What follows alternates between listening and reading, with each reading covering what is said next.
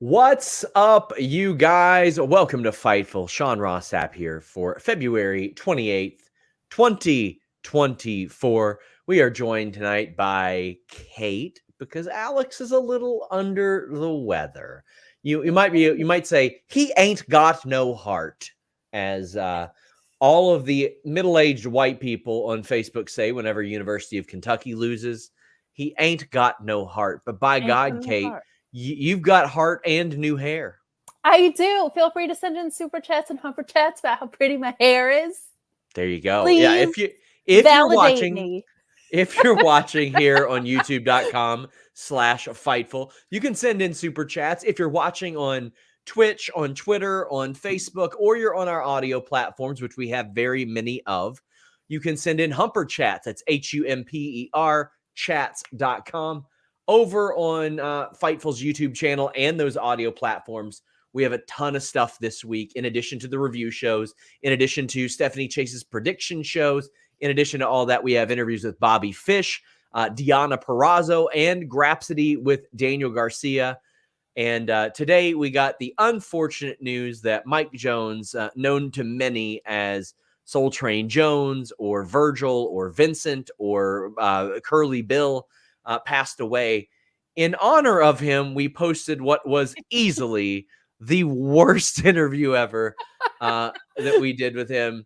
And it's one that I am so fortunate to have had any experience with him. I will forever be confused by him sending me a DM that said, "Let's crank." But listen, tonight we're doing cranker chats in honor of Virgil. Let's crank, bro. Bless that man. And we want to send our love to his friends and family, all that stuff.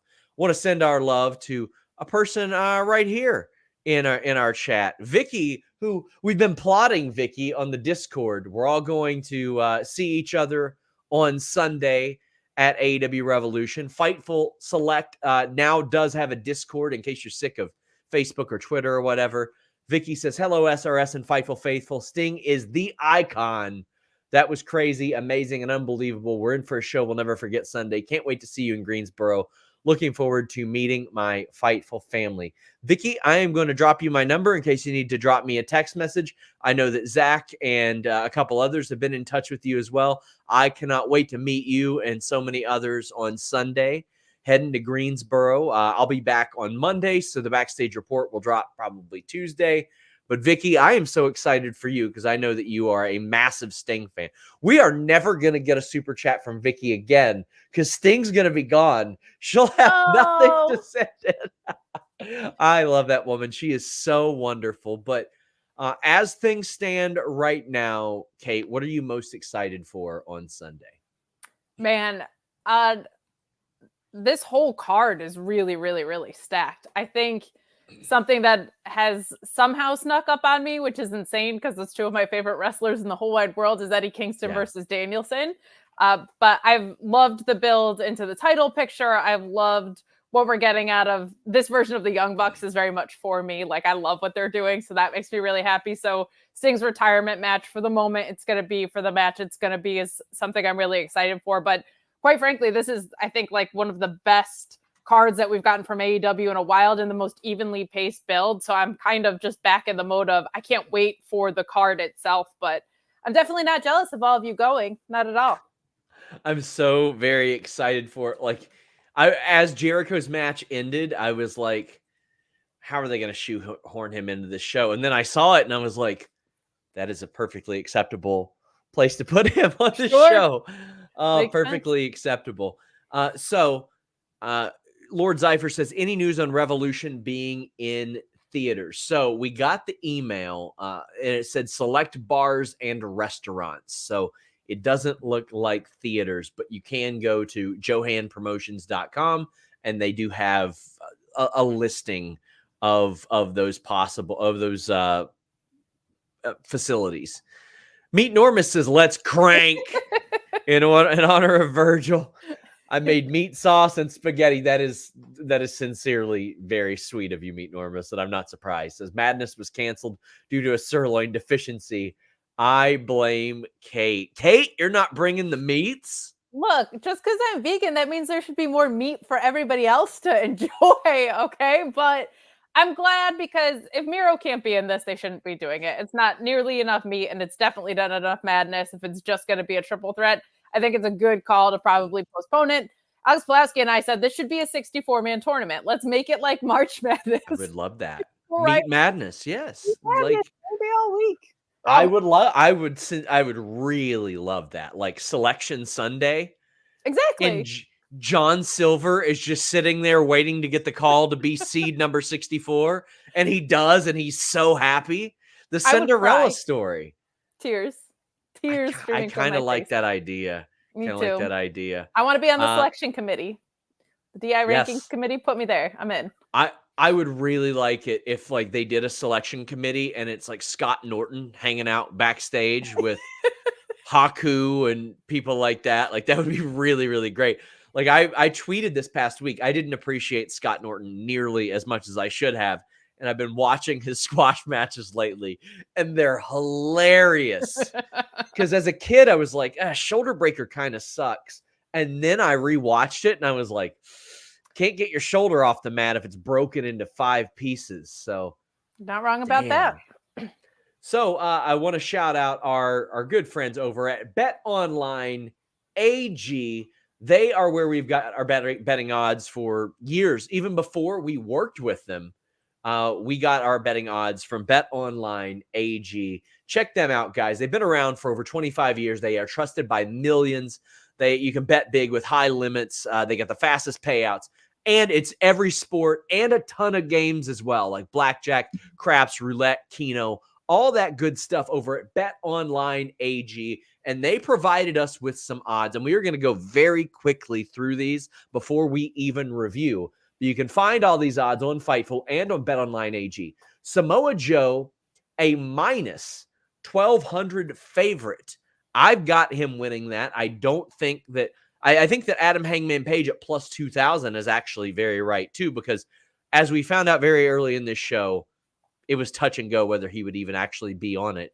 But your thoughts on each one of these briefly as we get into it. Man, I feel like it's Swerve's time. I feel like Samoa Joe is such a great champion. I feel like you can take the belts off of him now or in 6 years and it'll feel wrong and right at the same time. I feel like Swerve is white hot right now. I think you should capitalize and give him a healthy reign before I would do Will Ospreay beating him at All In for the title. Toni Storm has emerged as a minus 700 favorite over Deonna Purrazzo. I mean, listen, Deonna's a friend. I wish she would win. I think Tony's winning though. I do. And I think they've done a great job with this story. And I might bite at her winning if we just didn't know who was coming in a couple of weeks in the town of Boston. Feels like that's probably the move, but Deonna's been such a great addition, and I love the story that we've built between her and Tony. I just feel like because Mercedes is coming in, she probably retains here. Ospreay, a minus 5,000 favorite over Takeshita. Yeah, he ain't losing his first match. That one's obvious. No, but I think it's going to be match of the night. Wardlow was a minus 2,000 favorite in Meat Madness. Well, that match was set up for him. So, yeah, I think he's going to win this still. And then face Samoa Joe, and they will have Meat Madness. Sure. The Young Bucks are minus 700 favorites over Sting and Darby. I think Sting and Darby are going to win. I think Sting and Darby are going to win, and they'll do something else with the tag titles. And I think that Sting will be the ambassador, the mascot, the logo of AEW for like a long time. I think Sting's going to retire as the tag champion. This honestly feels like it could go either way. I think you could have them retain and you do a tournament to have them win, I'm not normally a book for the Heat kind of gal, but Heat with the Bucks right now, I'm going to go with the Bucks win this purely based on your reports that Sting didn't even want these titles. I have a hard time believing he wouldn't also go out on his back, old school. Going with the Bucks there. Roderick Strong, a sizable favorite over Orange Cassidy. I could see that. I mean, Roderick Strong was an integral part of this show last year, so I could definitely see that. But also, Blackpool Combat Club are favored in the tag match. Eddie Kingston favored slightly over Danielson. That's the closest line.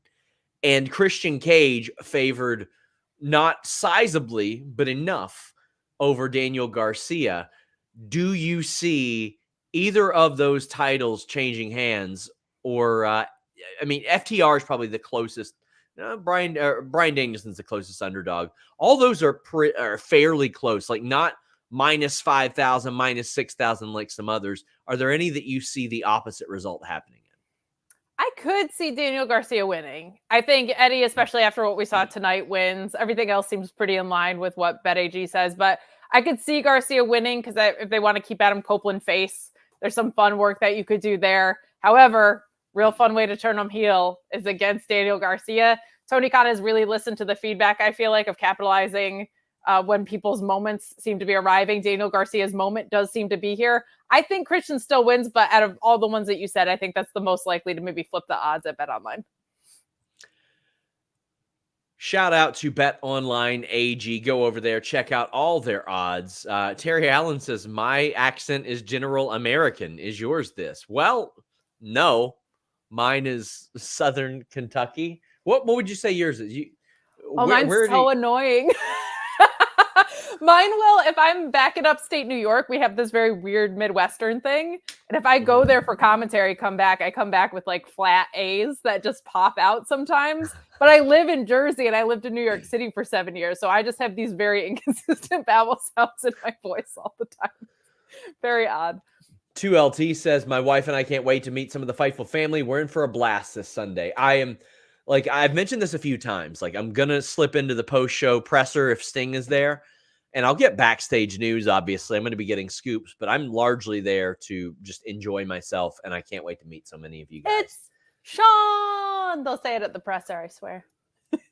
Vicky says, Sean, cash for my girl Kate's rocking hair. You'll get more money. Like any smart woman, Kate will verify. I've got a backup wrestler. Vicky, I'm calling your bluff because now Kate's going to have to change her hair every time we want super chats.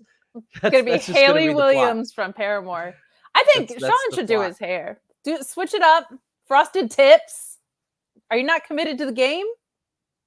I may or may not have had that back in the day, when Blink 182 were doing that. I may or may not have had that little gimmick.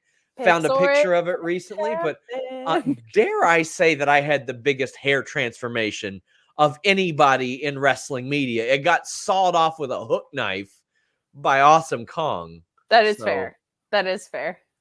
I am Crush NC says, come to DPW in April. It's so worth it. One of the best promotions in the world. I agree. They're one of the best promotions in the world. I have put over Deadlock Pro Wrestling anytime I possibly can. It says, watch Brian Keith, Jake something, old school ROH vibes. I've got nothing but love for Deadlock Pro Wrestling. I think they have cultivated a wonderful audience and community. Very smart people. I think they're doing things the right way. Very cool to see some independents coming up instead of just GCW. Like, we're starting to see Prestige really come along to the American independent scene. Revolver is doing Paul Walter Hauser's putting his Golden Globe on the line, or is it whatever it is on the line against Cardona. I watched a movie last night just because I saw that Paul Walter Hauser was in it. It's Queen Pins with Kristen Bell. And he dropped like 3 AEW references in this movie. Like, he was watching it on TV. He had AEW figures in the background. And then he swiped right on a girl who was at an AEW Dynamite event at the end of the movie. It's a really fun movie. And Paul Walter Hauser's become one of my favorite wrestlers. Nice. Tom LaValle says, the good, Kate's hair. The bad, no meat madness. Oh, we will be talking about that. Thank you. Matthew Hook says, good show. We need another women's match Sunday. I wish they would do Face of the Revolution ladder match with women, Kate. Athena! If not the Face of the Revolution ladder match. She won a Fightful award for in-ring performer from behind the ROH paywall. Or show that I review every week that they didn't care about for like 8 months. Put Athena on your card. Every other ROH champion gets to wrestle on AEW. Put her there instead of Meat Madness. But I'm with you. I think a women's Face of the Revolution ladder match would be awesome, especially with the way this division is cooking right now. There's a lot of possibilities that could win something like that. Pete Norman says, shout out to Huntsville. That crowd was hot. Well, they had a good angle to get hot about at the start of the show. Yesterday, it was revealed that Hangman Page would reveal his status for AEW Revolution. And boy, was this a journey. So last week at the end of AEW Dynamite, there was a perceived injury to Hangman Page. We were able to confirm by the next morning he was fine. He's just good at working. It was elaborate. It was planned. It was set up, so to speak. I think Jerry Lynn maybe took an issue with it, but hey, listen, we're doing our job. He's doing his job. I think it ended up working pretty well, Kate, because Hangman came out hobbling. And I think that the truth didn't necessarily take away from this angle, because the truth was there was a real possibility that Hangman Page was not going to work at AEW Revolution. Personal related stuff, nothing bad, but something that would keep him away from working that show. And as a result, it was touch and go, and they played off of that tonight. Hangman said, I'm not going to be able to make it, even though, you know, I said this should be a one-on-one match. I guess I got the guys wrong. Swerve came out. He talked some trash. Samoa Joe talked some trash. You had Swerve saying, by the time Revolution is over, you're going to be back on commentary in a poncho. And then Hangman swerve and hit him with the crutch gimmick. Hit him with the crutch gimmick, Kate. I thought this was a wonderful swerve on Swerve of the Swerve.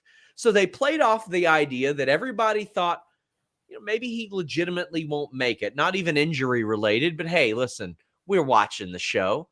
I thought this was a phenomenal way to set this up and to do a little something for this story that I'm very excited for Sunday. Man, those dirt sheets ruin everything, man. I can't stand it.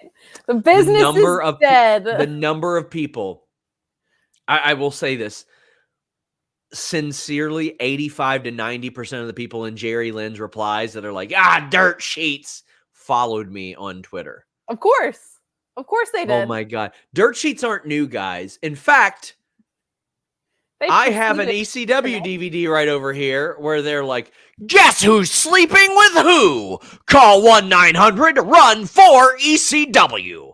And then you would have Mean Gene Okerlund. Oh, we've got a lot more on the hotline. 1-900-909-9900. You could call 1-800-555-TELL. And then in between playing rounds of blackjack with a Sean Connery impersonator, could get wrestling scoops and sports scores on those same lines. This ain't new.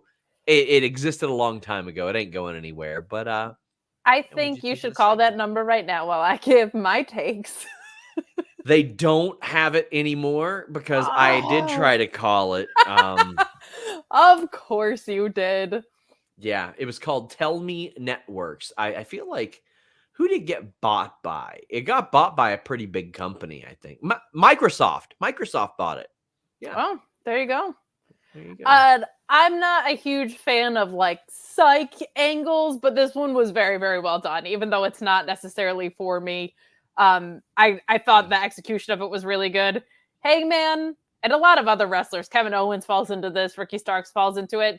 I'm so frustrated with how great they are at their job because I hate how good they are at selling injuries. Hangman had me biting last week, that's for sure. But I loved everything that was set up front. I've loved Swerve as a heel, but him leaning in this face direction, I really liked him kind of saying, I didn't want it to happen this way, but acknowledging that an advantage is an advantage. And if the numbers game swings in his favor a little bit more, good for him. Samoa Joe, man, just calling people hop along here. I love the, they're hungry and accomplished wrestlers, but they're only hungry because Joe is starving their asses. Spots be huge. I've loved Samoa Joe for a long time. I love that this iteration of him is just like, I'm an adult, I'm the champion, and I'm Samoa Joe. So it's going to stay that way. Really, really, really good stuff. And I also love the nuance here. And I actually talked about this with Alex in our DMs a little bit. Like, Hangman is leaning very much heel here, but what he ended up doing was giving fans the match that they wanted initially anyway, right? Yeah. So So, and he's completely justified in how he feels against Swerve because Swerve broke into his house and messed with his kid. So I'm loving the shades of gray that are getting tossed into this. I am not a big triple threat gal. One that's built out this well and one that was based in the ranking story I think is really good. But ultimately, I loved with Swerve how we got to the point of these guys have been evenly matched the whole way in wins and skill, not in wins against each other, obviously, but the whole ranking story to get here. And then to say, you know, we arrived here because neither one of us really had an advantage, and now I do. I just thought it was a really nice touch to this. So even though the psych angle isn't necessarily for me, if you're going to do it, this was a really well done way to do it. Danny Quang says, any news on Ishimori going to AEW, and wondering what your thoughts on him being at Collision last week. Have you heard if there's anything more between AEW and him?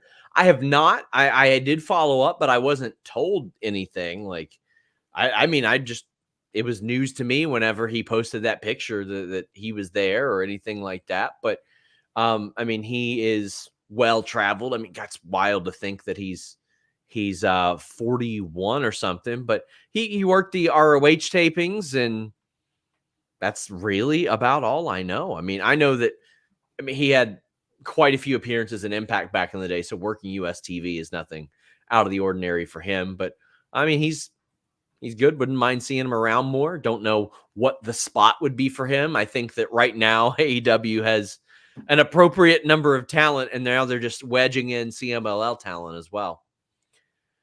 Arduit says, can't wait for Revolution. This card is going to hump with news like Dynasty and more pay-per-views expected. Any idea when, if we can expect pay-per-views on Max? So FightfulSelect.com, that is our premium service. $5 a month gets you exclusive news, over 40 podcasts, weekly Q&As, and now our Discord channel as well. But we had broken that news today that the AEW Dynasty trademark was in relation to a possible pay-per-view in April. They have never done an April pay-per-view, and that would mean them doing a March, April, and May pay-per-view, which is very interesting. I haven't heard anything else on additional pay-per-views as of yet, but like Forbidden Door would be when? Probably June. So we're talking about them going March, April, May, June, August. So who knows if they do anything in July. We always know they got one in September. So this is going to be the busiest AEW pay-per-view year ever by the looks of it, Kate. And I sure would like to be able to get those on Max. That would be very handy.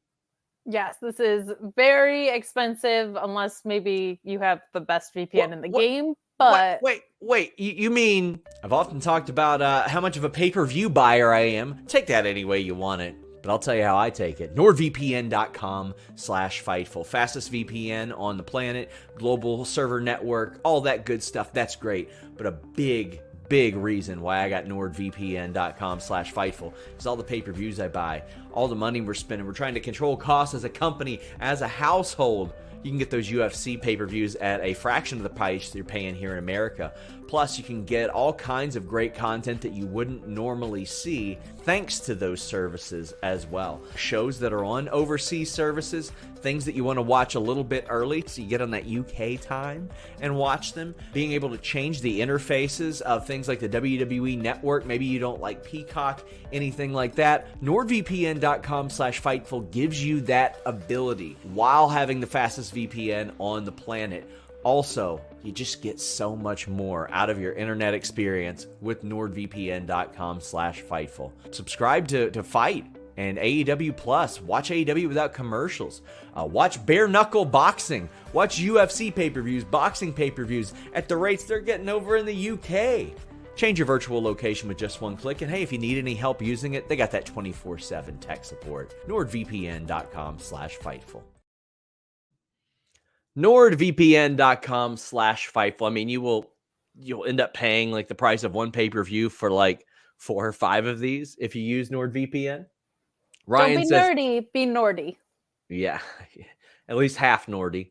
Ryan says, have you heard why Gabby Tuft was at Dynamite? Just visiting, to the best of my knowledge. Okada at Revolution. I haven't heard that as of yet, but I would expect him sooner than later. D-Ro Hayes says, not watching Revolution, taking family to Dynamite, Rampage, and Collision next week. Hope it's a great card. Can't wait. I mean, I had been told outright the first half month of AEW was supposed to be pretty wild. I mean, they're getting big names in, and I hope you have fun. I mean, that Greensboro show, I think, is going to bring me back to why I really loved watching AEW, and it's the hot crowds. Jambeard says that Sean should do the Scott Steiner goatee. Not quite, buddy. Arduit says, didn't get to see the show, but just from the list goes on earlier, and what you get when you Google SRS stands for trans rights. No, I was talking about people who accuse me of vanity searching. And I said, well, if you type in my own name, my own tweets come up because I tweet a lot. If you type in SRS, well, let me tell you, most people around the world don't know who Sean Ross Sapp is. They are talking about something serious, or they're talking about sexual reassignment surgery. Oh, there you go. Kaza says, crank that Jungle Boy. Man, that was a missed opportunity right there. It was. A real missed opportunity there. We've got Blackpool Combat Club. Bryan Danielson, Moxley, and Claudio defeating Eddie Kingston and FTR. This is awesome chance. That's what this was. This was a way to say, I hope you like what these guys are doing, because they're going to do it at the pay-per-view as well, which included Cash and Moxley just beating the shit out of each other. Yes, it at did. The start of it. And then Danielson choking out Eddie Kingston. How'd you feel about that, being a big-time Eddie Kingston supermark? Well, good, because if you do wrestling math, that means he's probably retaining on the pay-per-view. So that made me happy, but I really liked this. This is couldn't be more Kate's shit if you tried. This is exactly what I love to see in a trio. I love Dax Harwood as a hot tag. I think because he's so old school, his approach when he's a hot tag is something that I really appreciate. Loved the Tiger Driver and Danielson breaking it up and kind of egging Eddie Kingston on in that. Loved Moxley spiking Kingston with the pile driver and Dax coming in. Always love the triple sleepers and anvil elbow spots. Absolutely, absolutely adore it. And I also like Eddie Kingston falling asleep. Danielson has to get the win here. I loved him continuing to talk. He was probably talking a bunch about clams and how he's going to dig them all and how he's just really out there after all the clams that he can possibly get his dirty little fingers on. But I really enjoyed all of this match. It got a ton of time. And I felt like it was really well used. And in a week where a lot of AEW talent have off or a lighter schedule because they've pre-taped Collision and Rampage, I was like, of course, these guys are the ones that are working the longest match on AEW Dynamite. But I really liked it. I love those triple sequences so much, like the triple sequence of the sleepers and the anvil. I just love it. So this was very much a for Kate match. I was watching this, and my wife watches this with me, and I was like, it's so weird to think that if you had seen these three in WWE, Cesaro, Dean Ambrose, Daniel Bryan, it's like, yeah, they're going to be in a stable. And not only that, it's going to be one of the most consistent stables in wrestling, no dissension, no tease of a split or anything for 2 years. It's pretty incredible. Jambeard says, I say Eddie beats Bryan at the pay-per-view. Bryan refuses the handshake, run the rematch for the ROH pay-per-view coming up. Eddie wins an Iron Man match versus Bryan. If that's the case, I would like to see Bryan win, then drop the title back at the ROH pay-per-view. But you're the ROH expert here, Kate, who hosts the ROH post show every Thursday here on Fightful. How are you feeling about the booking surrounding this? I would just like for the ROH champion to be at ROH. I don't care who it is anymore at this point. They're never around. Eddie Kingston hasn't been on in 8 weeks. Wheeler Yuta hasn't been on in 11. Kyle Fletcher, we obviously know what's going on with him.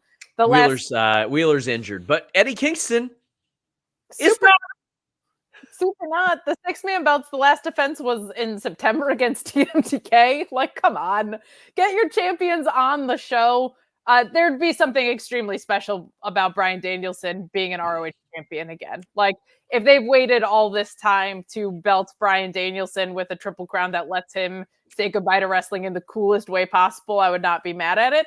But I do think it's probably just Eddie's to hold on to until they hopefully build someone up on ROH to take that off of him.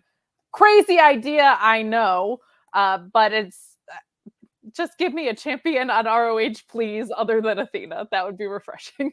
What I was hoping they would do with one, because they established a ROH women's TV title. They kind of got one. The TBS title seems like a TV title. It's named after a TV channel.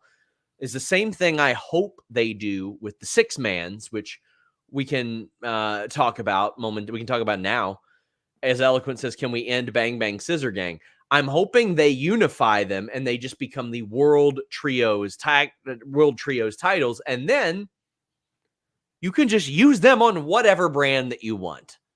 World Tag titles, World Trios titles. I thought the World Women's TV title would have worked well in that role too, because if you've got multiple companies, just use it as your golden ticket. And also, if the World Trios tag titles are on like a Deadlock Pro or a Revolver show, well, that makes sense too, because it's not tied to one company.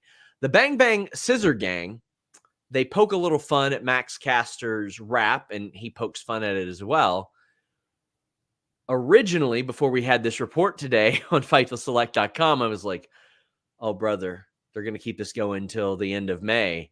Now I'm at least hopeful. Okay, maybe not. Maybe just April-ish, and then you set it up and you do the six-man unification there. Because I don't think they're doing this for Revolution or doing anything for them for Revolution. They don't need to. What is your hope with this six-man debacle? I hope they rebuild the trios division, because if you look at the rankings, it's like Matt Hardy and Jeff Hardy and Mark Briscoe are like number 3. That's not great. I really don't like this programming. It's not for me at all. I am at the point where I'm very much in favor of an Anthony Bowen singles run, and for him to have an outstanding C2 by the time we get to it for this year. Jay White, I knew Juice Robinson being out was going to hurt things, but it feels like a really big absence here. If they unify them, I would love that idea if they actually show up on ROH. But so far, we have not seen that pay off with the Triple Crown at all. That being said, even when they weren't unified, they still weren't there. But the trios belts from ROH have been the most held hostage of anything. They have just never really been around for a very long time. So if you're going to unify them, that's cool. The only kind of bummer is I feel like the six-man belts of ROH have a much stronger lineage than the AEW trios titles. So it's kind of like, whose history are you absorbing there? That hurts it a lot. But there's a lot of six-man possibilities in ROH that I really like. Dalton Castle and the boys, always a standout there. There's a BCC.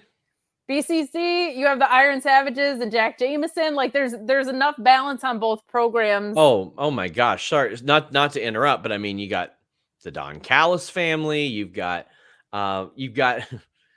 even though ideally not, Satnam, Jeff and Jay. You've got Undisputed Kingdom, Death Triangle. Whenever kind of still Shane Taylor Promotions, I'm assuming, is going to add someone. So of course, yeah. I just would like to see that. I like your idea. I need the execution to follow up with that. Like, I would love that for women's tag titles as well. Dark Order is always there as well. Like there are options to do. I mean, they had to create these. Righteous. I was so in on that idea, and now it's just like, eh. I mean, the tag team titles used to feel like it wasn't a step back; it was a step to the side, like with the people that held it. And the trios titles had to be made because there were so many great trios. We just haven't seen that implemented as much.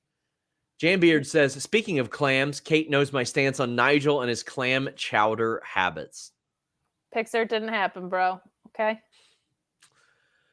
Orange Cassidy defeated Nick Wayne. We saw the Kingdom get involved, which is a little confusing. Why would they want Nick Wayne to win the title?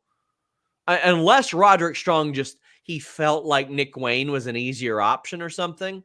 Why would they want that? The match is already set. Roderick Strong was facing Orange Cassidy, not Nick Wayne. I don't know. I was a little bit confused by that. Of course, the in-ring was fine considering who was in there. Of course, it's going to be good, but that was a little bit confusing to me. Yeah, I didn't really understand why this match was made to start with, and then this angle also didn't make a ton of sense to me. The spot that I liked most in the match was when Nick Wayne was on the top ropes and Orange Cassidy did his slow roll away to get out of the way, and he was like, well, I'll just do my insane stuff to the outside then, no problem. Yeah. Love that out of him. Super, super fun, but unless Roddy's going to win and the first thing they're trying to set up is him versus Nick Wayne, I don't really know what the point of this angle was. I feel like there's probably a better chance of facing this kind of punished, beat down Orange Cassidy that we've seen week over week than there is a fairly fresh young Nick Wayne.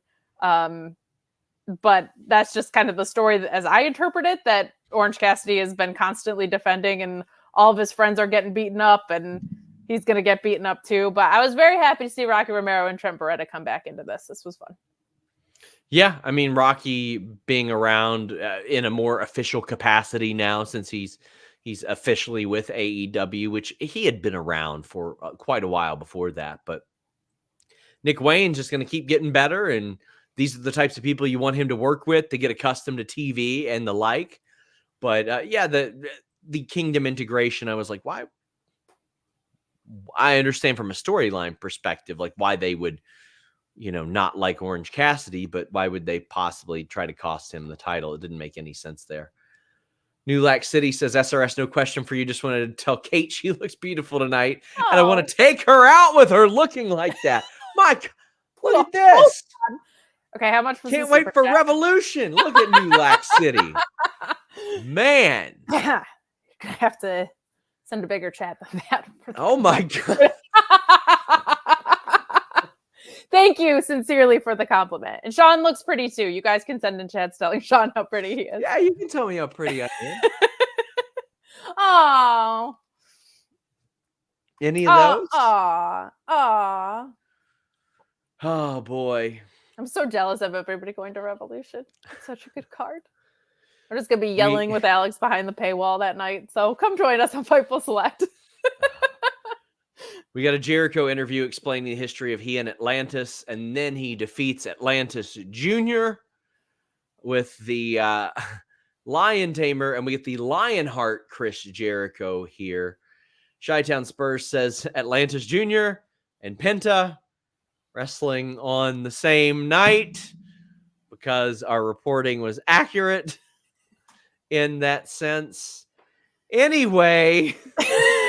Oscar says, thoughts on the Atlantis Jr. versus Jericho match and the presentation of CMLL AEW relationship. Any truth to the reports of CMLL talent losing work visas? Cheers.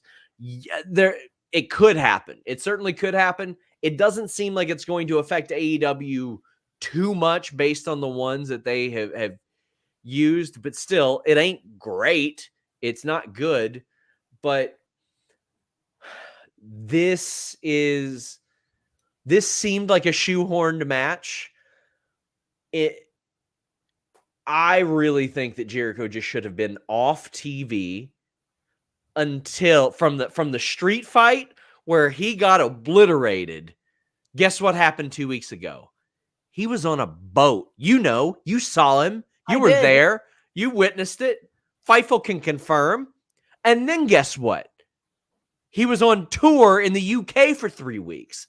So what that is a perfect opportunity for 5 or 6 weeks to put him on the shelf. And then, obviously, you don't know that this all-star extravaganza is going to become an all-star extravaganza because the Meat Madness got changed. But you leave a big question mark around one of those, and then you bring out big name Chris Jericho there, and people are like, oh, hey, Judas, yeah, Judas in my mind. I don't know why they turned into lonely on the inside. Woo! And people are happy to see Jericho at the live show. Now, again, I want to say that is with 2020 hindsight regarding the All-Star Extravaganza, pay-per-view match, scramble, All-Star special from Huddle House, Waffle House, wherever the hell you get it. The Denny's Grand Slam, all that stuff. But they should not have had him on TV immediately following that violent street fight if you didn't have anything like real for him. I didn't think, Kate. No, and so what I've liked about the CMLL partnership is that I bug our moderator, Luis, to tell me more about CMLL because I don't follow it. I don't know it. And there are some really great talent that I've discovered through Luis and watching it, particularly in the women's division. Johnny Robbie, who's injured right now, is great. Stephanie Vacure, I discovered through her match against Mercedes. Yeah. Really, really great stuff. I liked that they gave us a promo to set this up because I really just had very little context for this. This match was not like a great match, and it did feel very superfluous. Like, it did feel like they looked at Dynamite and were like, well, we have this much time. Let's fill it with something that's inconsequential to move it forward. Normally when they do that, I'm like, this is a banger. It has no significance, but this match rules. This did not have that for me. And because I don't follow the CMLL product or know that much history about Chris Jericho, this just didn't do a ton for me. But for the people it was for, I'm glad they got it. But the match was just, it was what it was. It was there. This was not like me finding out about Hechicero and being like, holy crap, that guy is incredible for me. But the people it was for, and that's cool. Like that's good for them. But for me, this didn't really do much. And because Alex isn't here, I feel like I should have a backwards hat on and be ranting and raving about how terrible this was. So just know that those are the vibes I'm emitting on his behalf as he's not here. Something, his tiny hat from when he was the Painmaker, something. Angry. There you go. So there is an all-star scramble match. Jericho is in it, as is Powerhouse Hobbs, Hook, Lance Archer, Wardlow, Brian Cage, and 2 wrestlers TBA. The TBA will be Matt Sydal versus Magnus of CMLL, in which I would have Magnus win as a good faith thing for CMLL. Matt Sydal can afford the loss. Then there's Brian Keith versus Dante Martin versus Penta to determine a spot. Now, I don't know if Penta is able to be in it because I don't know the AAA type of thing because Penta is just AEW now. But again, there are some foggy rules there. Very clearly, Penta is still able to wrestle the nights that CMLL talent are on the show. But I would have I think Brian Keith should. Yes. But if they had Dante Martin in there to be the bump and, oh my God, look at that shit guy, I wouldn't hate that either. But, Kate, winner gets an AEW world title shot. Simple, good, something to add to this. I'm fine with that. They were going to add some more people to Meet Madness that they couldn't add, as Tony very clearly stated in his tweet. And then people go, well, all 3 guys are in this match. He very clearly implied that there were going to be more ingredients added that couldn't make it. How are you feeling about the All-Star Scramble? It feels like a thrown together scramble, but that's okay. It's literally called a scramble. I'm not like, where's the storytelling in my All-Star Scramble? I feel like it should also be Brian Keith in the match that you mentioned. I think they might go with Dante because you also don't want Brian Keith to be the guy that keeps showing up in multi-man matches and losing or whatever. Like, finding some footing for him in a more consistent storyline, I think would probably be a reasonable next step, either in AEW or on ROH, because he's ping-ponging a little bit too much. And I don't know if him losing another situation like this would be necessarily very good for him. And Dante's going to do some crazy shit in there. So that's probably the way that I'm leaning for that. But I like things with stakes that have clarity. That's good. If Miro's not ready to go, it feels like that guy has to be ready for that match because the first meat match was Hobbs versus Miro in the most organic meat rising ever. I'll tell you what would have had stakes. I mean, Madness match. Meet Norma says, SRS, respectfully, you're pretty too. Well, thank you. Aaron says, Sean, you look great. I'll see you at Revolution. Vicky says, Sean, you are so pretty, but I'm afraid Sting is number 1. He wears face paint. And then 2LT Cole Photo says, SRS, best drop toe hold in the game. Oh, this whole thing? I don't know if I know any wrestling moves.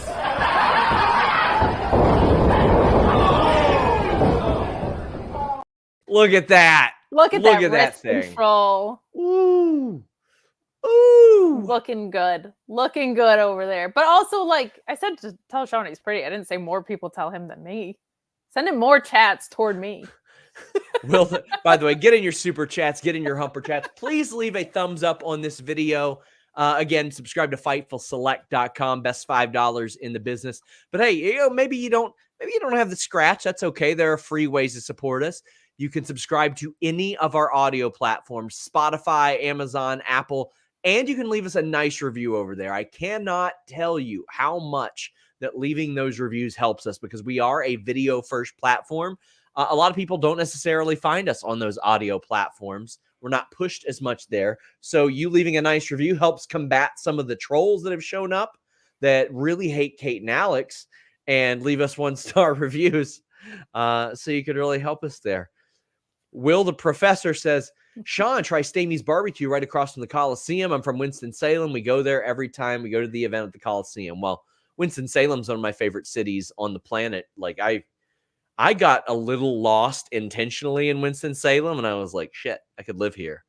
But I will definitely be getting some North Carolina barbecue, and I guess it's fair that Meat Enormous follows up and says, the butcher should be in Meat Madness. Yes, he should. Yeah. It should be a 64-man tournament. I'm hell-bent on this idea. Have fun at the I would love to, we could do that on Select. Do like a Selection Sunday thing, and each one of us have like a bunch of names, and they either got to be under AEW, New Japan, CMLL, or free agents. I think that could be an awful lot of fun, and have some surprises in there as well. Hell yeah. Skye Blue. Yeah, that would actually be very funny. A funny story. So, I think it was in Nashville, I had been toying with the idea of wrestling again whenever they did SummerSlam there. And my wife had seen some of the things physically that wrestling and MMA had done to me, like not wonderful things. And Marco Stunt looked at me from like 40 feet away, and he just locked eyes with me, and he ran at me full speed. And I picked him up and did a tilt-a-whirl backbreaker. And it's like Marco knew. It's like we looked at each other without ever having said a word, and it was tilt-a-whirl backbreaker in the middle of a crowd. And she goes, "You're gonna fucking wrestle again." she was like, you want to wrestle again, don't you? And I was like, yeah, I do. Yeah. If he's doing tilt-a-whirl backbreakers to himself, how can I not, right? That sounds like that was like a sweet little like 80s movies crush moment that you had. Pink Fuzzy Border showed up. Yeah. Marco comes running into your arms. It's sweet. TLT or 2LT Cole Photo says, Kate, the bangs are on point. Thank you. Well, if you'd like your bangs to be on point. Is your sex life stuck in developmental? Well, get ready for a call up with BlueChew.com and the code Fightful. Same active ingredients as Viagra and Cialis, but how about this? No awkward in-person visits, no trips to the pharmacy. It's shipped straight to your door in a discreet package. But let me tell you, your package is not going to be discreet when you use BlueChew, and the code Fightful helps give you that confidence, that performance to take you straight to the main event, if you know what I'm saying. When approved online by one of our physicians, it just arrives straight to your door. You're not going to have people nosing around with what you're doing. And right now, you get your first shipment free when you use the code Fightful. Go straight to the top. You know what I mean. Memorable performance, high spot, whatever other innuendos you can think of. BlueChew.com and the code Fightful. Skye Blue defeated Kris Statlander. Thanks. Skye BlueChew defeated Kris Statlander. Yeah, Skye BlueChew. Thanks to Julia, who FightfulSelect.com, best $5 in the business, had reported previously was not cleared. They felt like a lot of time for this match, a whole lot of time. And it had seemed like Skye Blue was sort of falling back into that spot of, well, she's on TV, but she's losing. No, not the case. And they had a really, really good match here. the Stokely element of this is he's tried to be like good guy Stokely through all of this. He's trying to change his stripes, so to speak, here. But this one got good time. Sky Blue got the win. I thought that this was it conditions you to go, oh, well, maybe this isn't as predictable as I anticipated, which is definitely what we need on this show. Yes. And Kris Statlander and Skye, too, have had a couple of matches now. So I like that Skye's kind of first big win, I think upset win, was over Kris, and that's something that's kind of continued. I give a lot of credit to, I said this on Select, I don't know if this is intentional or not, but it feels sort of intentional that so much of Stokely's gimmick was kind of like hitting on ladies that would treat him like they were out of his league and they would kind of brush him off or whatever. Never felt uncomfortable, but it does feel like they've made an active choice to steer away from that since the Vince stuff kind of surfaced. It really does. I noticed a shift pretty quickly, and I give them a ton of credit if that's what they wanted to do. If they felt like, hey, maybe a guy in a position of authority being flirtatious with women isn't the way to go here, but it did seem like it played into the storyline a little bit. Really good match, really refreshing. Like that we've been getting multiple women's matches. A lot of times it's been a squash and a match that has some link to it. Today we just had a bunch of link to this one, and I think it was good. And also just very nice to see another storyline that is title adjacent, but directly affecting the title picture in a sense. So the more we get to build out stories like that for this women's division, the better. We're seeing so much progress coming in right before Mercedes Moné is about to debut. I don't think that's a surprise to anybody, but a ton of growth creatively from the talent that they've been bringing in between Red Velvet's return, Quima Amanada, like so many really, really great things coming here. But like this story being a longer burn has been something that's interesting, and it leaves a lot of curiosity about who's kind of coming out face and heel out of this. I like that because it feels genuinely like we might get some murkiness out of this. And I like that. I like when wrestling genuinely makes me wonder. And I don't know what's going to happen, but it feels like they know what's going to happen, as opposed to feeling like nobody knows what's going on. So good stuff. In these situations, like I don't hate the idea of them being like, okay, well, let's see how the crowd reacts to this before we decide what we're going to do next, because I think that a lot of good stories can sort of have that. John Black says, just join the Discord. Love what you guys are doing at Fightful Select. I first saw Sting at Halloween Havoc in 9-1. He's still got it. Looking forward to Revolution. Yeah, we're going to really expand that Discord too. Like we're going to add some sports channels, maybe some video game channels. Because I mean, Mike Straw helps us out a lot over there. And I mean, he is one of the best video game reporters out there. So I would love to have more implementation of that. Tom says SRS bring the elite Segway heat there. They weren't even contracted for this show. I just I had to take that opportunity. It was right there. They won't complain about the extra read. No, BlueChew has been very good to us for years. Patrick Moore says y'all's witty wrestling repertoire usually goes over my head, but I find the energy infectious. Kate is the real timeless one. I want the Samoa Joe reign to continue. Will it? I think it will, but I would like to see Swerve win. I would. I feel like if I'm the real timeless one, I should get a black and white filter right over me. I'm sure you could. I mean, hell's stopping you? And go to your settings. Aggressive. How do they not have that built into StreamYard yet? Great app, by the way. Wonderful app. Thank God they're doing that. That way we don't have to run everything through Wirecast or OBS Studio. But Zach Schimmel says, can't wait to be too much for the Fightful family. On another side note, I think Ospreay and Takeshita is going to be the match to steal the show. I do as well. I think that the in-ring in the United States on a television level is about to be increased. And if I were AEW, I would do what I can to make sure that Will Ospreay television matches don't have commercials. I would make sure to have them before or right after or something like that, because the things that he is about to do weekly on TV are going to be insane, Kate.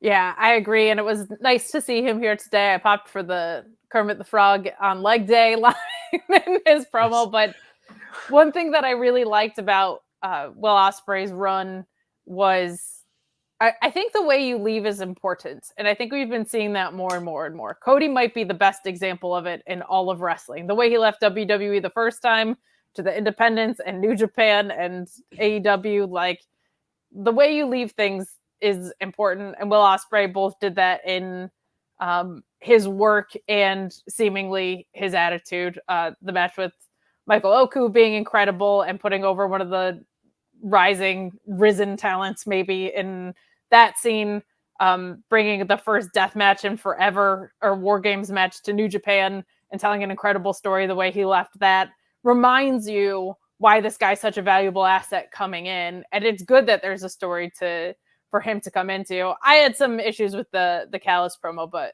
if you want to summarize it beforehand. Yeah, Ospreay he says he's there. I mean, so much of his charm is that you can tell how passionate he really is. And that's honestly what has made him a great promo in New Japan, at those pressers especially. He just says what he feels, whether it's happy or very, very angry. He says what he feels. The Don Callis family comes out. Takeshita and Ospreay get nose to nose. Callis is getting booed. Thankfully, he's got a little bit of heat here because it's just so much of what he's been involved with has been an albatross because it's gone on forever. And finally, it's something else. And I'm hoping this one doesn't last until World's End. But they got face-to-face, being Takeshita and Ospreay, nose to nose. And got a little dicey there. Easy says, Drew is on fire, but Christian is heel of the year to me. Guy forever cracks me up. Absolutely jacked Ospreay is here. Him versus Takeshita is going to hump. And we'll answer the rest of it but in a moment. But I think this is going to be match of the night. No Kyle Fletcher. Somebody says no Kyle Fletcher with Callis. Interesting. FightfulSelect.com. Best $5 in the business. Reported he's unfortunately experiencing visa issues. But I love like the chat just lighting up with bruvs. Just bruvs. Yeah. Leave a bruvs up on this video. Hey, let's get cranks in the chat. Cranks in the chat and in the comments. Let's crank, That's what I guys. Want. Easy E says, sorry, go ahead. Oh, I was just going to say my issue with the Don Callis promo was, and I had a lot of people explain it to me, so thank you so much. I don't think it's ever good going into a pay-per-view to say, it doesn't matter who wins. I get the intent of what he was saying. I think that is a dumb way to say it. I did not like this promo from him. I am glad that he got some heat because this has not been good. But when Will Ospreay has genuinely spent the past year making himself the standard of the industry, and he's coming into debut, and Takeshita has had huge win after huge win, like 3 of them over Kenny Omega, 1 over Jericho, like talking about them being brothers fighting, but the reasoning why of one of the fastest rising stars in AEW, one of the most standout stars of today, versus who I feel like is now the standard in professional wrestling with Will Ospreay debuting. Talk about that. Don't sit there. Never sit there and say, hey, the results of a match you're about to see don't matter. Because I get it. I get that it matters to the talent and not Don Callis. It should matter. Yeah, I think the implication of Don Callis is, well, he gets his win bonus no matter what. But, I mean, by that same token, you could have just been like, well, he's Will Ospreay. He's going to get a match against somebody else and aimed for 2 win bonuses. Sure. Easy E says, lastly, if Drew just happens to make free agency, does Tony take a serious run at him? I would find it shocking if for some reason Drew McIntyre hits free agency, which I don't expect to happen. I don't think that Tony Khan would pass on making an offer to him. Like that is, especially the run that he's on. I've seen a lot of very weird ass comments where people are like, oh, funny, whenever somebody signs with AEW, you hear that WWE had interest in them, but not the other way around. So let me break this down for you. Jade Cargill, AEW didn't have interest in retaining her. We didn't report that they wanted to keep her. Oh, holy shit. Look at that. Oh, we did. Guy named Cody Rhodes, he helped found AEW. Okay, so who are some of the other ones? Johnny Gargano. Okay, we reported that there was at least contact between those two sides. Who else we got? This Tama Tonga fella. Well, I did an interview with Tama Tonga last year in which I said, hey, why have you never been on AEW? And he's like, I don't feel like answering that type of thing. Okay. I asked why that was the case. Who else we got? Lexus King. Yeah, I think AEW may have been interested in him at a time, like at some point. Sean Spears signed with WWE. Guess what? AEW let him out of his deal early to go there, as reported by FightfulSelect.com. I'm always impressed when people like want to publicly out themselves as not reading. It's very, very weird to me, but I guess I shouldn't be surprised. Love to do it. They do love to do it. Everybody, please leave a thumbs up on this video. Irene says Ospreay should break up the Callis family, create an AEW version of UE, which is United Empire. Could be a great face faction to challenge BCC and Undisputed Kingdom. I would imagine that is on the horizon. I can't. So I think that Hobbs is going to split from Callis. I think that Mark Davis and Kyle Fletcher split from all of this. And I think that Callis is basically left with Takeshita as the only family he needs type of thing. And I think that's probably a good person to have him with. Well, the Young Bucks confront Eddie Kingston. They talk about instituting a dress code. They're looking for Sting. They walk into the room full of Bath, which is a callback from an old promo that Sting did. And they come out to the ring and they end up attacking Darby Allin. Before we get to the attack, what did you think of the backstage shenanigans? Man, this Young Bucks run is really tough for all the old heads who are like, well, if I can't use a bunch of slurs and be awful, I don't know how I can really work, because I see people getting worked by the Young Bucks every single week of this. I've been seeing it for 10 years. Yes. I've been seeing people get worked. They do too many super kicks. Well, guess what? Then they do a super kick counter and they do 100 of them. Million of them. They magnify every common criticism, and they're like, well, we're just gonna make you complain about it more. Crank is what they do. They said, let's crank. Oh, now we know what it means.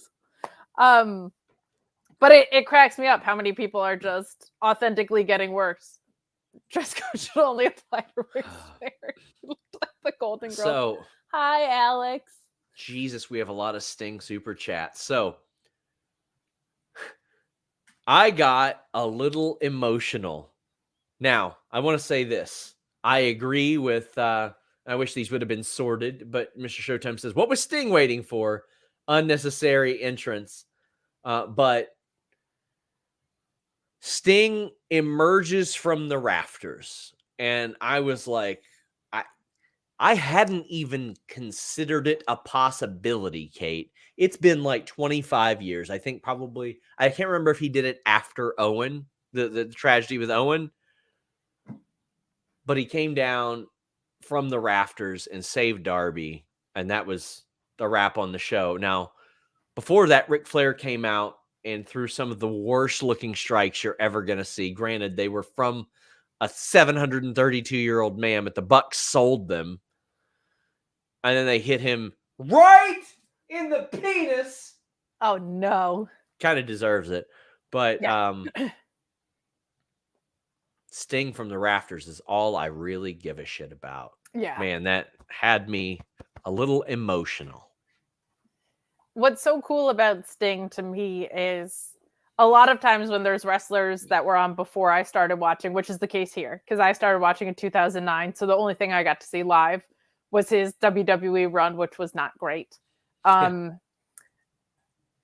a lot of times where I feel disconnected because I understand that certain things are nostalgic and I don't really develop an attachment to them. I really don't care that much about The Rock. I know that's insane to most wrestling fans, and I get it. But Sting on the only Rock you have known is Cena versus Rock and Rock coming back and beating up jobbers, and that's it. it. And CM Punk leveling him on the mic, and The Rock ending my favorite wrestler's reign at that point. So, a lot of times there's a detachment, but with Sting, it's been so evident. And I think that largely has to do with the way he's been used in AEW and just the sincerity of every promo he's given, whether it's been with Darby or even the promo we got last week where he was talking about like, man, I felt invincible, and thinking about all the insane spots he's done and how real that all felt. Like, there's something very sincere on this Sting run that allows me the insight of when I go back and watch Surfer Sting, or when I go back and watch Crow or the Joker. Like, I had appreciation for all of those things, but getting to see him still be special in real time is something that makes that all the sweeter, and it makes you appreciate it more as a fan. And so for even someone who wasn't watching at all, then I had chills with him descending from the rafters, which I think is it says a lot. I think that's a big accomplishment when you can put someone like me back in a time when they weren't even watching at that time. So that's really, really cool. Don't sell for Ric Flair. There's no way that's going to be believable. Just don't do it. Just don't do it. It's terrible. Them not selling would have been really fun to me, actually, if they had just done some that's not very okay with the EVPs. You're going to get fined stuff. It's terrible. Ric Flair should not be in a wrestling ring, even doing as limited as he did. It looks terrible. It's bad. And countering it feels like elder abuse at this point. I don't like it. However, kind of none of that matters at all, even a little bit, because of the way that this all ended. So complaints about the things that led up to it, yes. Do they matter? No, because what matters is just the way that that show ended. What a special way to send out a really, really special and important figure in wrestling, not only with what he did in the ring, but it sounds like from Darby's letter on the Players Tribune and everything like that, what an asset to have backstage as well. I will be crying at someone I didn't watch in real time, maybe for the first time, in his goodbye match for sure. I think this was just really well done and an excellent use of his time in AEW. Over the past 3 years. Really, really well done by them. We've got a bunch of super chats, humper chats. Feel free to get some more in, guys. Zach says, Shauna will not call you pretty, but handsome will do. You know, Slapnuts says, Sting had me emotional tonight. Hope he comes out Sunday with all different versions of his face paint. I love your hair too, Sean. Well, thank you so much. I hope Darby comes out as Surfer Sting. That's what I want. I think that with his blonde hair, that works out pretty well, and it could be different for Darby. That could be fun. I could get behind it. D-Lo says, not going to lie, the 4-year-old me made 32-year-old me cry when Sting came out from the rafters. Also, Ospreay talking about his vacation popped me. That was very funny, too. Yeah. Vasco says, it's Sting! Love the ending and Kate's hair. Oh, thank you. Jam Beard says, Crow Sting that brought me right back to my 90s in my childhood. William Tucker says, when Sting came down from the rafters, I got choked up. Thought about when Sting came down and Dusty Rhodes was screaming, do something. It was a special era. It was such a special era. I spoke about it today, like on The Hump, which you guys can check out here on all of our platforms. When Sting and Hogan were going at it, I was like, okay, I was a little Hulkamaniac as a kid, but he was way different than Hollywood Hogan. I was a big Sting fan as a kid, way different than the Sting. And I was seeing these two like cool new versions go at it. It was so it was a perfect example of what reinvention can be without changing everything. Yes. William Tucker says, first saw Sting as Surfer Sting in UWF, followed him to WCW, rejoined Fightful. You guys rock. Well, you rock, William Tucker. Thank you so much. I love hearing somebody that followed him from UWF as well. Yeah, that's awesome. That's really cool. Zach Barber says, feel like a 10-year-old again. Sting repelled from the rafters and kicked ass to close the show. All-time AEW moment. Still got chills. I really want him to no-sell the I'm sorry, I love you double super kicks and then beat their asses and win so badly. Just Mask says, never got to see that before tonight. Chills, man. It's so wild because it was a thing that as I watched it, it's something that was so familiar to me, but I didn't even examine as a possibility of really happening. Yeah, it's a little like out of body-ish when you see that, because it feels like you're not in the present moment of wrestling. Like that's just such a special and such a specific thing, right? Like him descending with that look and the way that he did from the rafters is just, that's him. That's like, what better way to send him off? Well, he could have had Lord A, who was in our chat, attacking him in a local Walmart, as he is known to do, or just really anywhere. Lord A, nobody is safe from him there. Jam Beard says Sting should do a multi-entrance thing, sort of like what Jericho did a few years ago. Surfer, Joker, Crow, Sting. I mean, I think that would be kind of cool. I think there should be like some very there should be some theatrical thing every damn time they do a pay-per-view entrance with those two. It's some big theatrical thing. So this won't be any different. No, sure. They tend to do tribute stuff extremely well. So I'm looking forward to whatever they have in store because they've had a ton of time to plan it. They've known this was coming. So whether it's other people dressed as Sting through the eras or whatever, I'm looking forward to it. Mike the Jeweler sends in a very generous Humper chat and says, "What's up, SRS and Kate?" So he meant to write Sting coming from the rafters brought goosebumps, but he put Sting coming from the Raptors. Oh my gosh, what a trade. Oh my God. Who did the Raptors get? All the way from Toronto? Wow. He came from the Raptors. Jeez. Listen, if they get, who would I, Satnam Singh. That's who I want them to get. There you go. Yeah. No, I want them to get Satnam Singh by far. Says excited to see his retirement match live and meet you. So hope to link up. I'm going to bring some herb. Well, thank you for publishing that you're going to bring drugs, Mike. I greatly appreciate like you haven't done them on this stream before. Oh, God. He says, Chunky Monkey Phil was in his feels. Cry me a river, Philip. LOL. Take care. Mike, we are coordinating something on the Discord that I will try to get you looped into for that Sunday. I'm sure it'll be at the venue, just where we all are meeting up. I'm going to try to get, not you. You won't be there. You'll be here reviewing things on Sour Graps, the post show, but FightfulSelect.com. Me and Alex Pulaski, best $5 in the biz. Is there any way he can come out to the Man Called Sting on Sunday? I don't know. I'm sure there's a way they can do like the kid's voice and stuff and do the reading, but I don't know. I think they'll probably have Seek and Destroy, I would imagine. But Kim Gray says, when we met Sting in 2021, 10-year-old me would have been so jealous. My first favorite wrestler, so gracious. Stayed late to meet everyone. I'll never forget it. He's the best, man. He's the best.